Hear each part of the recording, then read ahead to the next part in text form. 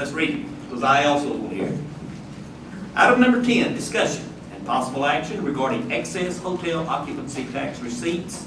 And again, Ms. Morgan. Mayor, Morgan's going to help me out with this, but I'll probably walk us through if that's all right. That's fine. What we wanted to do is remind council that we've seen unprecedented growth in occupancy tax revenues. We see a significant upward trend.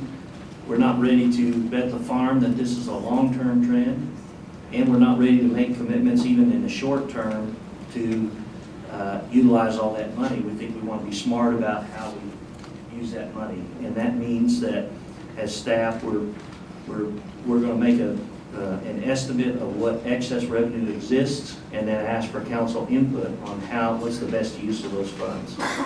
And so, at this point, we want to treat this excess, if we determine there is one, as one-time type money. We don't want to make an ongoing commitment with that at this point. And then, of course, we want to utilize that excess for items the council deems as priority. You look at last year's activity and this year's activity, what you end up with is revenue that exceeds what it was budgeted. So for the current, as we look at the current year, you look at actual revenue from last year is $2.2 million. The current year's actual budget this year is just under $1.6 million. And the year-to-date revenues through the end of May is $1.7 million. So we've already achieved a year's worth of revenue through the end of May. And based on the trends through the end of May, that revenue could hit $2.6 million in this year. Now we're getting ready to talk about two different years. We want to look at last year's budget and last year's actual experience. And we want to talk about money that exists there, but we also want to leave you with the impression, the understanding that we think this year there's going to be some excess also. So if we go to the next slide, please. Looking at what exists as of 9/30/2012, the end of last fiscal year. That Civic Events Fund, that 9/30/12 Civic Events Fund balance, $670,000. The Civic Events Fund is where those monies go in and are distributed out of. If you assume you want a 90-day reserve, recall that is the finance industry's term for a fund balance, a liquid fund balance to ride out difficult economic times or to address emergency issues.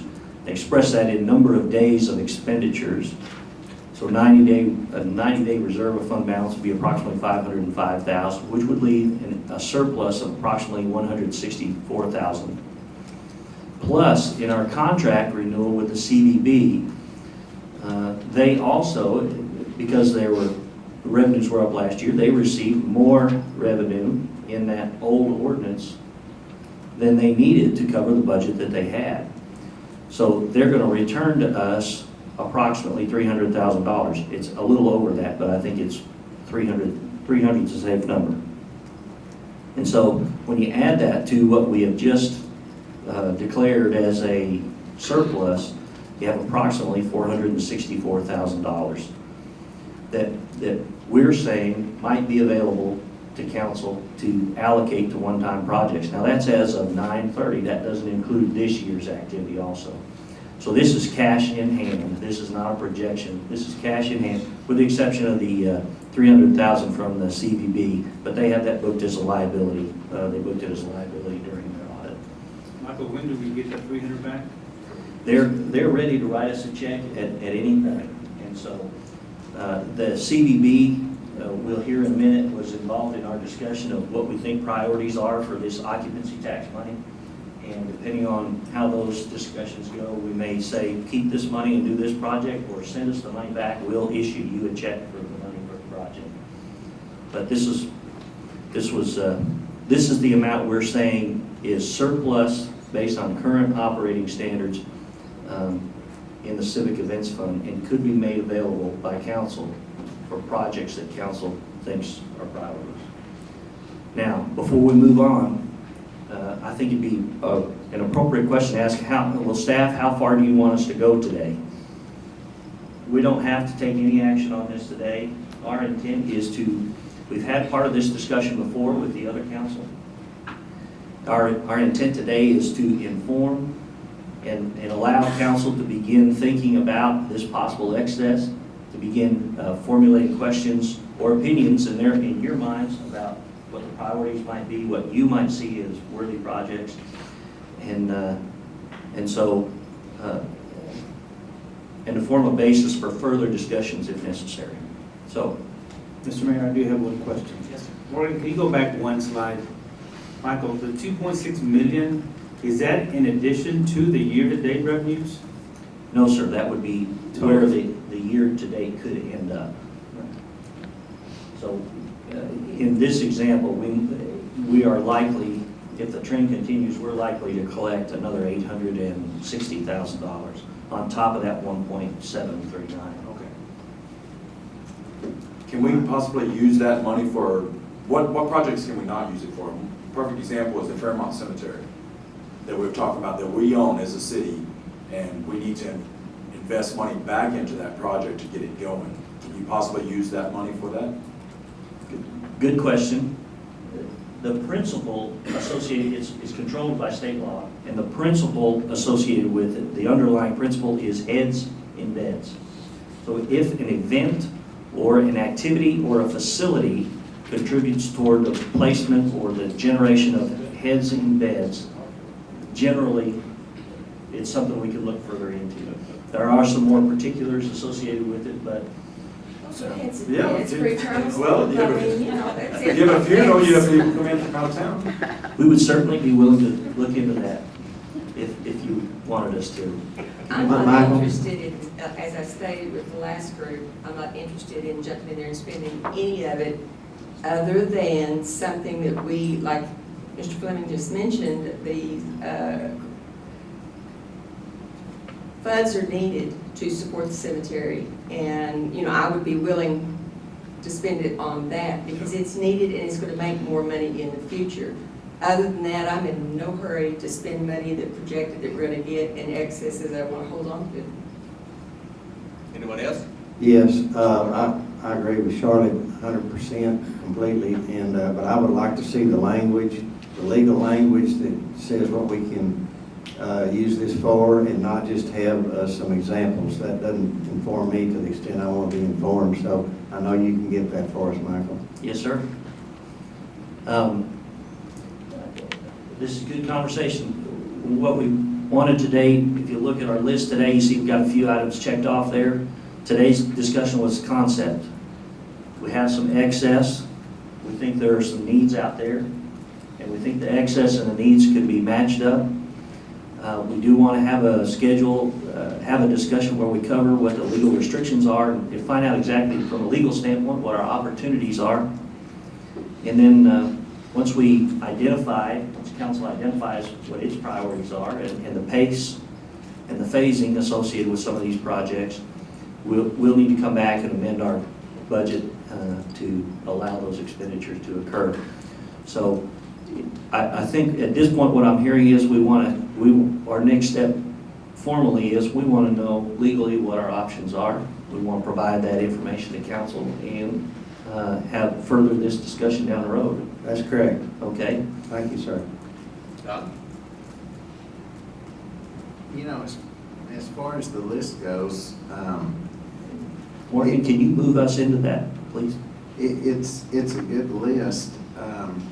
But I think with these things, kind of like what everyone else has said, we need to be sure that we have things like a forklift that'll last us 20 years, a roof for the Coliseum that's going to last us years. Except for the consultant. Why do we need a consultant for the roof? The roof has suffered damage. It's an old roof. We've lost pieces off of it, so I don't know what terminology they used on that, but basically the roof is going to have some sort of engineering design on it. So whether it's a consultant or a licensed engineer who works for a company, maybe you don't even have to pay them for that. But that project will have to go out for bid, and initially we're going to have someone come in and assess, do we want to put the same kind of roof back on it, or are there some new modern type roofs that would be longer lasting, those kind of things. So those may or may not be something that actually cost funds.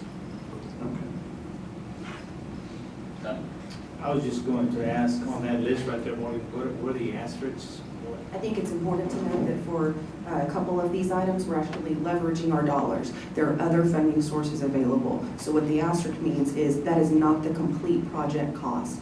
For example, the convention center marquee, the cost of that would be $50,000. There's $35,000 already budgeted, already available for investment in this facility we're in. There would just be a request from HOT allocation for $15,000. Very similar with the beams at the visitor center, the very similar situation. And What is that beams at visitor center? There's some beams that are not, they're exposed to the weather and they're not weathering well at the visitor center.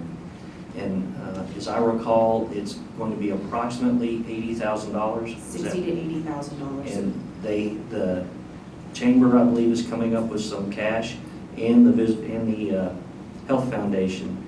And so this, again, is money that would be matched with other monies. In fact, if I go through these right quick, Fort Concho Stables air conditioning, that was seen by both groups, the CVB group and the Civic Events group, as a priority, that the facility would receive lots more rental activity if people could have air conditioning when the weather required it. The convention center marquee, obviously we have an old marquee out front, and that replacement and updating would be a priority. Riverfest, we're going to hear about Riverfest here in a few minutes. There's a proposal to fund a portion of the expenses associated with the celebration of the river. We'll talk about that for a future agenda item. Sewer line at the convention center. There is, when this facility has high volume activity, they have trouble with the sewer line, and it's a regular issue. It backs up and they have to close the restrooms down, and that needs some work, and so that is a proposed item. Beams at the visitor center, there's one or more beams that are not weathering well, and so they're looking at replacing those with a more suitable material. Coliseum roof consultant, could you go to the next page, please? Really, our concern is for the Coliseum roof, and because of what Rick went through, we talked about the possibility of a consultant to guide us. Yeah, and even on that estimate, those are, I know from what we purchased initially, the roof replacement's going to probably be $500,000 plus, so I think the $500,000 is conservative, so those are just. We do think that's a priority. That roof is very old, and the facility, it'll be a while before, we hear talk once in a while now about what are we going to do when it's time to replace that facility, but we need that facility to last for quite a bit longer.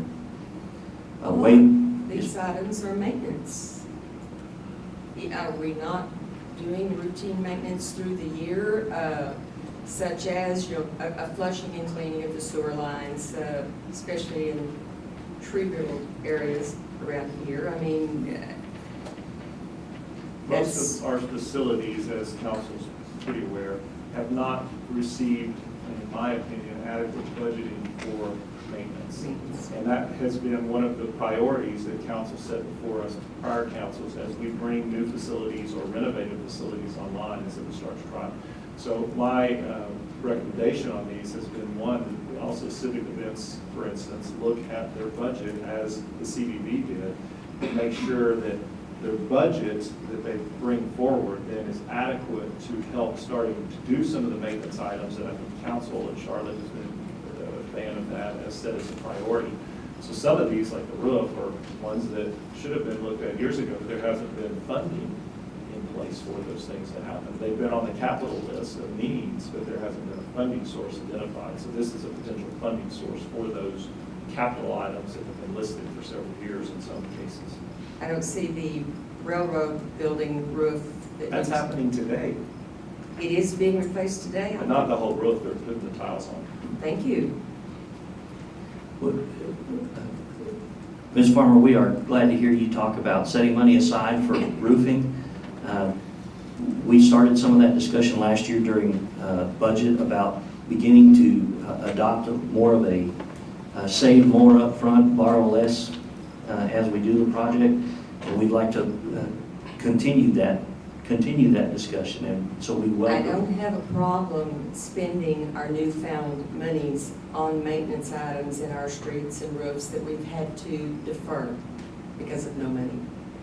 But to start new projects or wish lists, I'm totally against it. That's just my feeling before we get into budget talks. Well, we certainly have some deferred maintenance opportunities, and we'll be interested in hearing what your priorities are. Wayfinding is a project that goes back a few years and just has to do with signage around town, and then a forklift for operating the convention center and the Coliseum. And so these were items which were brought forth. It's not necessarily an all-inclusive list. It doesn't have to be this list. We want you to be aware of those, and so you could be thinking about those. And we'll continue this conversation. If you go back to the checklist, there we go. Today's the concept discussion. We planted those seeds. We'll come back with a legal discussion, and we'll move from there. Further comment from the council? Well, this is a very nice problem to have.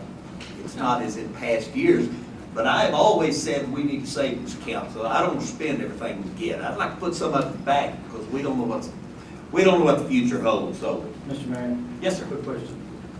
And Rick, Michael, what's the difference between wayfinding phase 1, the 300,000, and the river corridor wayfinding, 150,000? Carl can speak to it too, but there are different components of the wayfinding, and as they look through that, and actually the wayfinding component as a whole was even much bigger than that. I don't remember the total number, Carl may have it, but we broke the river corridor out because there was discussion of whether that is something we should attempt to fund through hot money, or if we have additional funds from the river project, that we should try to fund that through that component. So there is a component within the wayfinding that is specific to signage, directing people down to the river and so forth, and activities down there. That's all I need for you. Comments from the public? Mr. Turner, step up, please, sir. Yes, my name is Jim Turner. One of the things that needs to be discussed while you're discussing the legal restrictions and so on is the likely impact you have of the exemption you have for long-term contracts at these motels, that the rooms get occupied by people here for the oil boom for over 30 days, and those rooms are no longer generating hot funds. A projection on that, because that would negatively impact the amount of money that comes in. We could have full hotels not very much hot coming in just because they're all taken up by oil boom personnel and stuff like that. Just a projection, because this is going to be just a wild guess, crystal ball type stuff. But how much impact that could have based on what we've seen happen in other cities, other areas, would be useful. So that if nothing else, it's going to even make the need for this long-term fund balance higher, because we may have a drought in the middle of a hotel occupancy boom where we're not getting a lot of occupancy tax. Thank you. Anyone else?